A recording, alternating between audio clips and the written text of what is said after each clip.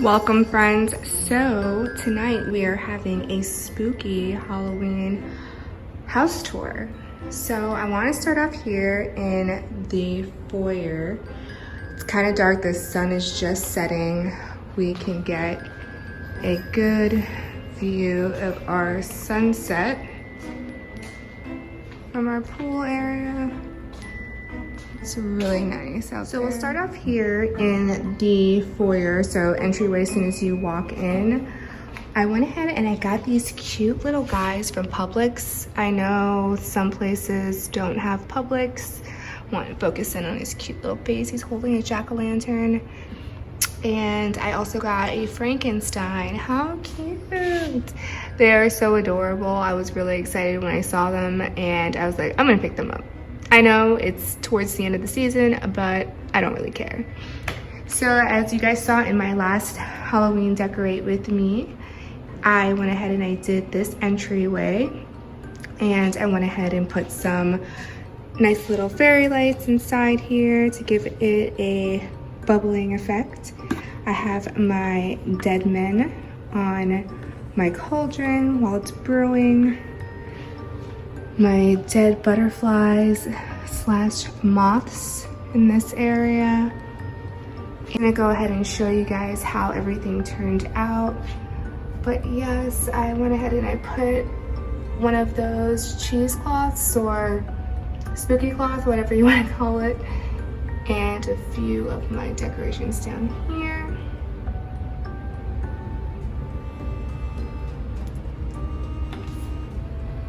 And then moving into our formal area, it's nothing too much. All I did was put some Halloween pillows because we're changing up the style of this, or we're actually getting a sectional, so it's gonna be a whole lot different. So I didn't want to get like too much pillows until I knew exactly what we were getting. But I had got this from a couple years past from Home Goods. This guy I got from Target last year, and this one was from Ross and the At Home store. Just want to let you guys know because I know I didn't really show me decorating the sofas in here because there really just wasn't much to do. I do have a little candle going on, but that's pretty much it for the formal living area. Then going from the formal living area, we go into our dining room / dining room, pretty much is what it is. We'll go over here to, well, actually, let's go over here to Raja first. He wants to say hello. He wants to say hello, this pretty boy. Yeah. He's such a sweetheart. He loves people. He loves to cuddle. He cuddled with me all day. And yes, in case you guys were wondering, he is named off of the tiger from Aladdin. I love Aladdin. It's my favorite movie. And I figured he was looking like a tiger when I got him. Anyways, yes, you are the star of the show. You will always be the star of the show. And I'm just your muse. But yeah, going over here into our bar area, we have just a few little decorative pumpkins. I like how sparkly they are. And my more booze please sign. I have my crow that I got from the Target dollar spot a couple of years ago. And my creepy little bedtime stories. Just have it layered here with our pocket guide to cocktails. This, I got it from a local comic store, but I'm sure you can find something similar to this at like Barnes & Nobles or anything like that. I just got it when I was really young. And then I have my little topiary here that says trick or treat. My skull and crossbones, brewery potion brews and elixirs next to my little wicker brooms. And then I have some of the cocktails. So I actually did a lot of these last year when I had the Halloween party. So the only one I didn't do was this one, the Witch's Brew. Not a lot of people wanted it, but did the Bloody Sangria, the Green Monster Punch, which was really nice. That's a really good one if you are hosting like a non-alcoholic or a dry party that's really festive. It has, the ingredients are lime sherbet, Sprite, tequila, and vodka if you want to add it. candy corn, or excuse me, and then I added like some, what's it called, little Monster eyes. So when you went to go scoop up your green Monster Punch, you might end up with a Monster eye. I also did the spiced apple cider, and that one's really easy. Like I said, apple cider, spiced rum. The Bailey's apple pie was the more elaborate one. It was chai tea, Bailey's apple pie, and bourbon. So I ended up getting a caramel bourbon, which was really nice. It tied in quite nicely. I also did that around our Friendsgiving that was at my friend's house. And I didn't really do the witch's brew, so I couldn't even tell you guys if it was delicious or not. But it's on my list for next. Again, just some more of those creepy cloths. My Halloween plates that I had got from Home Goods this year. I don't think I ever told you guys how much they were. They were $5.99, but they're so sweet, and I just like how classic they look. I'm in love with them. And then I have my skull one and my little silicone cauldrons. These are my favorite.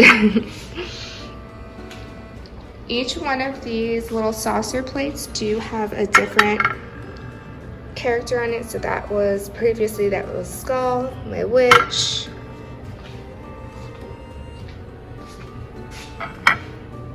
my cat, and then my haunted mansion.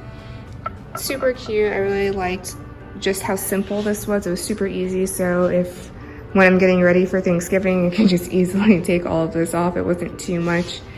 I also placed this garland that I told you guys that I got a couple of years back. And I have my lovely mama spider and her baby spiders that are coming out to spook us. I have a few pumpkins up there. The big mama herself. And then this great picnic basket that I got that was thrifted. These little guys, I'm so sorry. I thought that I had recorded it when I had added these on in my last Halloween Decorate With Me, but here they are. I didn't do anything too much inside because, like I said, I'm going to be changing this out, and then Christmas is going to be right around the corner, so there's that. And then I have my sugar skull that lights up, and just some more of that cobweb.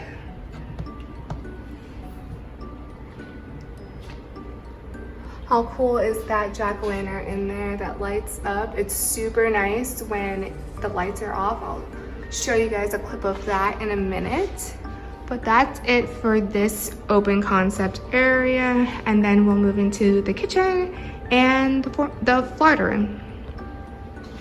I just wanted to go ahead and show you guys real quick on how he's all lit up when you see him. And I didn't let you guys see that the sugar skull does change colors. It goes blue, green, red, and then it does like this fast blinking motion, which is really nice.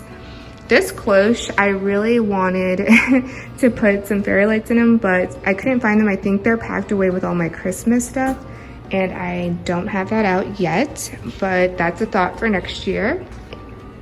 Moving into the kitchen area, very simple. I didn't add too much, just little pieces of Halloween here and there, a few pumpkins, skeletons, more pumpkins, my DIY. I hope you guys saw that one. This came out super nice. I was really excited with that. Some more of these little witches brooms, and shout out to, I think her name, oh my gosh, I cannot remember her name, that told me that this looks like a Pottery Barn dupe. I'm super excited that you think that of me. It's great.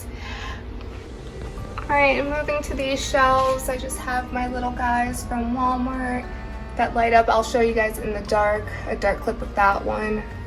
And then I just have like my little witches books, my brews and potions for when I am making my cauldron. And then I also have my little lighting up pumpkin. And again, I love these vase filler skulls. They're the best. All right, nothing fancy here. Just some oranges. Gotta keep ourselves healthy over here. And then I just have a few more of these iridescent skulls that I got from the Dollar Tree last year. This is such a great find. I wish I had more. And another one up there.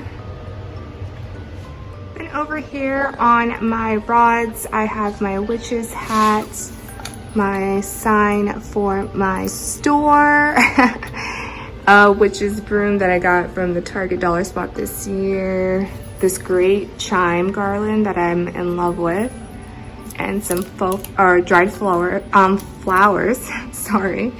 I also have my dish towels that are here, and my skulls for my potions. I gotta keep them nearby.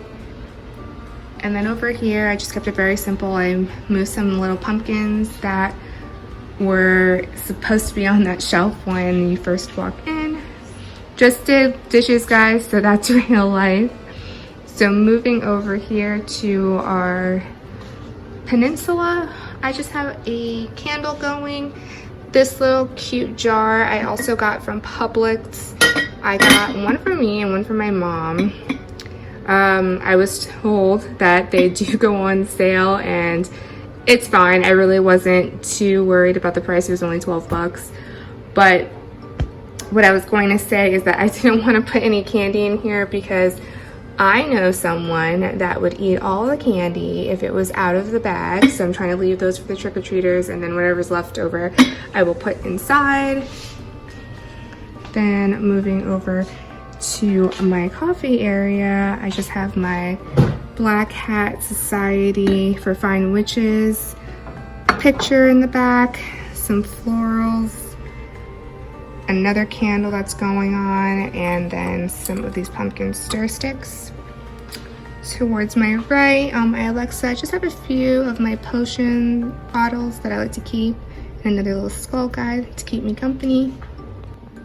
Now moving into our family area, if you will. On the sofa here, I have a few of these skeleton pillows that I have. These are just pillowcases. I got them off of Amazon. I have them linked below in my Decorate With Me Part 2.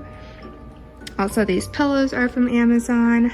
I kind of wanted to put the pillows like they were telling a story, like to be or not to be, and then, you know, Shakespeare, Romeo and Juliet, some kind of dancing going on. And then if you go over onto this side, you have the guy that's playing the, what is it again? Trumpet. Guys, don't kill me, sorry. Trumpet. And then there's a few of the skeletons that are dancing over here. I just felt like it was cute to tell like a little story with the pillowcases.